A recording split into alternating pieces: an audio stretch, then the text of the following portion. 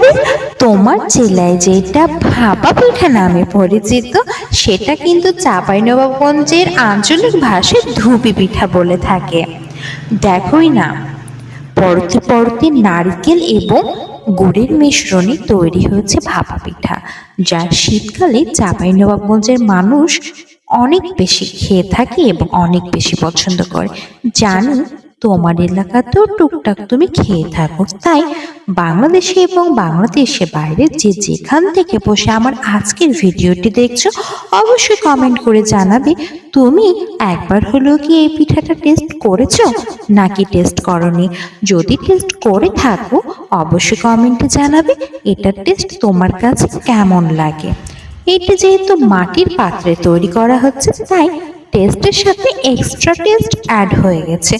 যাই হোক ভাই, আমি এবার খেতে চাই, না হলে কিন্তু ভাপা পিঠা ঠান্ডা হয়ে যাবে, আর ঠান্ডা ভাপা পিঠে কোনো স্বাদ নেই।